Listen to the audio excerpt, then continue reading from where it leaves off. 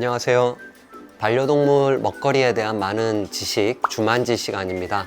얼마 전 이제 추석이었는데요. 이제 음식물들을 가족끼리 만들어서 주는데 반려동물을 키우는 경우에 좀 주의해야 될 점에 대해서 물어보시는 분들이 좀 계셔가지고 거기에 대해서 좀 말씀드리려고 해요.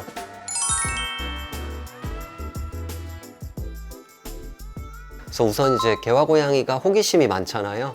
사람들이 이제 음식을 만들고 있으면은 그때 좀 참견하려고 근처에 와가지고 구경하는 경우가 있는데, 자칫 잘못했다가는 이제 그 음식을 만든 그런 기구들, 뭐 예를 들어 프라이팬 같은 경우에는 굉장히 뜨겁게 달구어져 있어가지고 갑자기 이제 동물이 달려들었을 때 문제가 되는 경우가 있겠죠. 그렇기 때문에 음식을 만드는 동안에는 우선 반려동물이 접근할 수 없도록 울타리라든가 두개 함으로써 다른 독립된 공간을 마련해 주는 것이 좋고요. 이제 먹는 음식과 관련해 가지고 보게 되면은 우선은 식물성 식재료를 줄 때 굉장히 좀 주의해야 됩니다.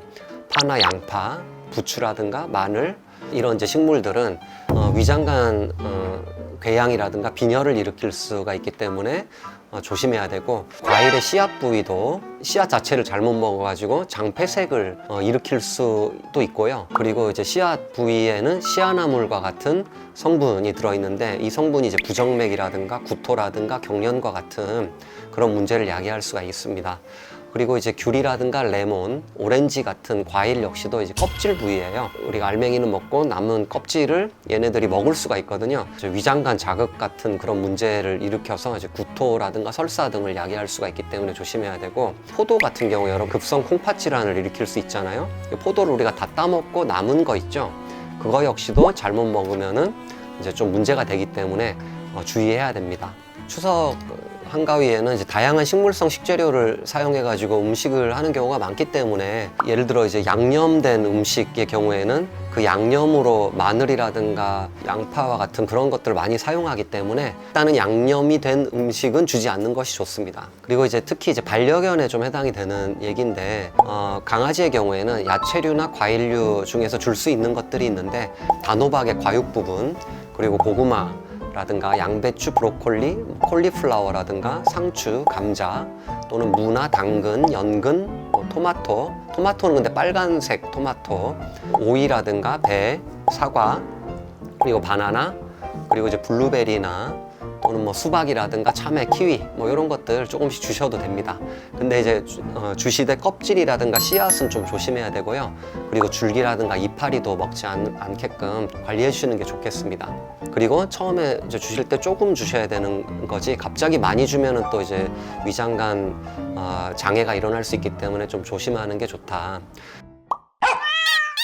추석에 또 이제 뭐 다양한 음식 중에 떡과 같이 쫀득쫀득한 음식이 있죠. 근데 이런 쫀득쫀득한 식감을 가진 음식의 경우에는 반려동물이 자칫 씹지 않고 넘길 수가 있거든요. 그 경우에는 기도를 막을 수 있는 문제가 있기 때문에 먹지 않도록 좀 조심해야 되고, 추석에 또 밤과 같은 견과류 많이 먹는데 조금 줍는 거는 괜찮습니다. 하지만 좀 많이 주는 경우에는 구토나 설사와 같은 위장장애를 일으킬 수 있기 때문에 주시더라도 조금만 주시는 게 좋겠다.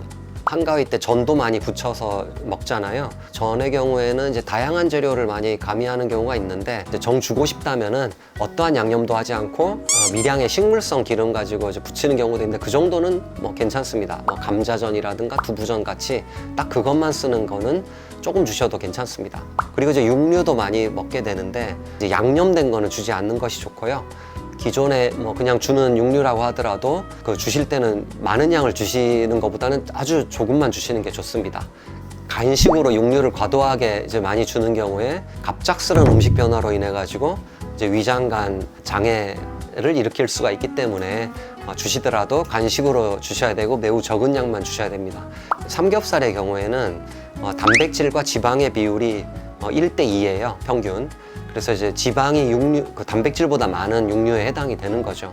그 경우에 삼겹살 위주로 주게 되면은 이제 췌장염과 같은 문제를 일으킬 수 있기 때문에 삼겹살은 그냥 주지 않는 게 이제 좋겠고요. 그리고 뭐 햄 같은 경우도 많이 먹잖아요. 햄은 뭐 조미료라든가 감미료, 그리고 뭐 합성 보존제라든가 뭐 향신료 같은 것들이 들어있잖아요. 이런 것들이 자칫 개화고양이에게 해로울 수 있는 성분들이 될 수 있기 때문에 햄과 같은 거는 주지 않는 게 좋습니다. 그리고 이제 명절 때 생선류도 많이 먹게 되는데 양념되지 않은 거는 조금씩 주셔도 되고 생선류 중에 회는 안 주시는 게 좋고요. 회에는 비타민 B1을 파괴하는 성분이 들어있기 때문에 생선을 주는 경우라면 익힌 거를 주시는 게 좀 더 낫다. 어패류도 많이 먹는데 조금 주시는 거는 괜찮아요. 근데 이제 그 해산물 중에서도 오징어 같은 경우에는 소화율이 굉장히 낮거든요. 한 50-60%밖에 안 돼요. 위장장애를 또 일으킬 수가 있습니다. 그렇기 때문에 오징어는 뭐 적은 양이라도 주지 않는 것이 저는 좀 더 나은 방법이라고 생각을 합니다.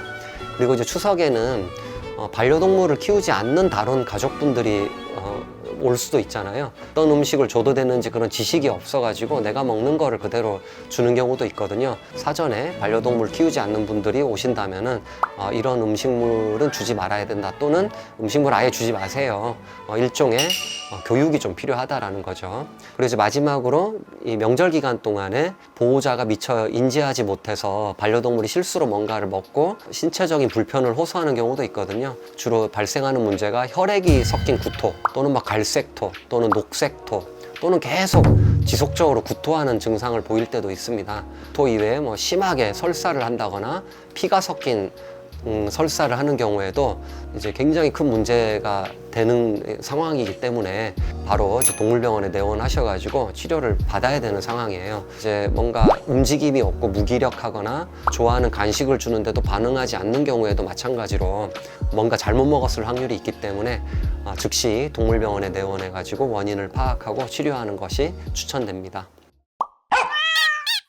네, 이상으로 추석과 같은 그런 명절에 여러분들이 이제 반려동물을 키우는 경우에 여러 가지 주의해야 될 점에서 이제 말씀을 드렸고요.